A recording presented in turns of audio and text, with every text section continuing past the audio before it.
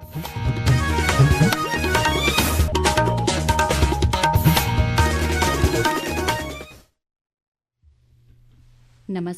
ये आकाशवाणी शिमला है।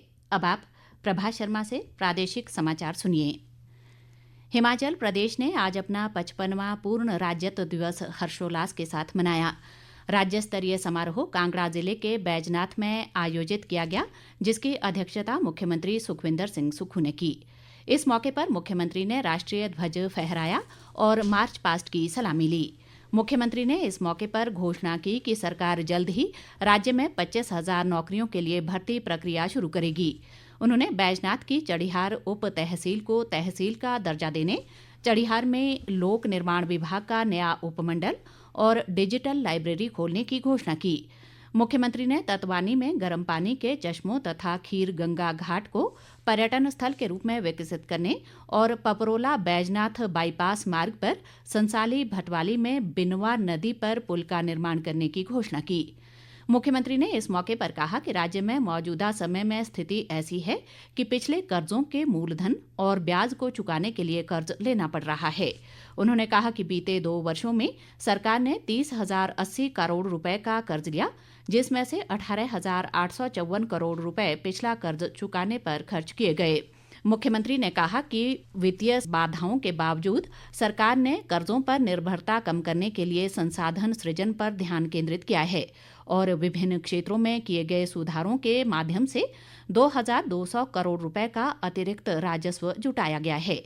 उन्होंने कहा कि आगामी वित्तीय वर्ष चुनौतीपूर्ण है, लेकिन राज्य के लोगों के सहयोग और देवी देवताओं के आशीर्वाद से इन चुनौतियों पर काबू पा लिया जाएगा। उन्होंने कहा कि सरकार की अपील के बाद प्रदेश में 2,000 लोगों ने स्वेच्छा से बिजली की सब्सिडी छोड़ी है। हिमाचल प्रदेश को पूर्ण राज्य का दर्जा दिलाने में सभी प्रदेशवासियों का भरपूर सहयोग और योगदान रहा। हम नाम मात्र संसाधनों के साथ अपनी विकास यात्रा को शुरू करने वाला यह पहाड़ी राज्य आज जिस मुकाम पर पहुंचा है, इसमें हिमाचल निर्माता और प्रथम मुख्यमंत्री डॉक्टर यशवंत सिंह परमार का योगदान हमेशा गौरव और सम्मान के साथ याद किया जाएगा। आज के इस शुभ अवसर पर मैं सभी के प्रयासों से प्रेरित होकर हिमाचल को नई ऊंचाइयों पर ले जाने का अपनी सरकार का संकल्प दोहराता हूं।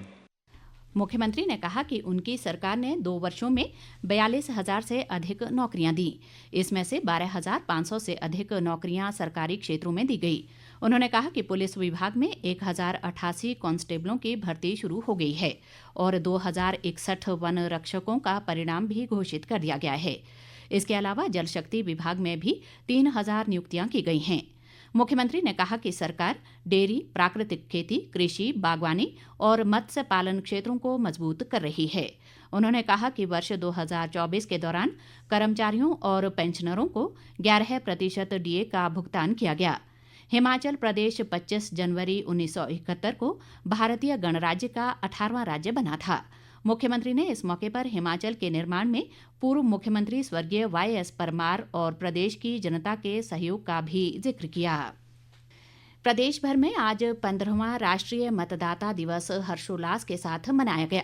इस मौके पर राज्य स्तरीय समारोह शिमला के गेयटी थिएटर में आयोजित किया गया, जिसकी अध्यक्षता राज्यपाल शिव प्रताप शुक्ल ने की। राज्यपाल ने इस मौके पर मौजूद लोगों को मतदान की शपथ दिलाई और चयनित मतदाताओं तथा मतदान के लिए बेहतर काम करने वाले कर्मचारियों और अधिकारियों को सम्मानित किया। राज्यपाल ने कहा कि निर्वाचन आयोग एक स्वतंत्र संस्था है और भारत जैसे बड़े लोकतंत्र में निष्पक्ष चुनाव करवाने की देश की बाहर भी लोगों ने प्रशंसा की है। उन्होंने कहा कि सभी लोगों को लोकतंत्र की मजबूती के लिए मतदान में बढ़ चढ़कर हिस्सा लेना चाहिए। कल 76वां गणतंत्र दिवस है। इस अवसर पर राज्य स्तरीय समारोह शिमला के ऐतिहासिक रिज मैदान पर होगा, जहां राज्यपाल शिव प्रताप शुक्ल राष्ट्रीय ध्वज फहराएंगे। मुख्यमंत्री सुखविंदर सिंह सुक्खू भी समारोह में मौजूद रहेंगे।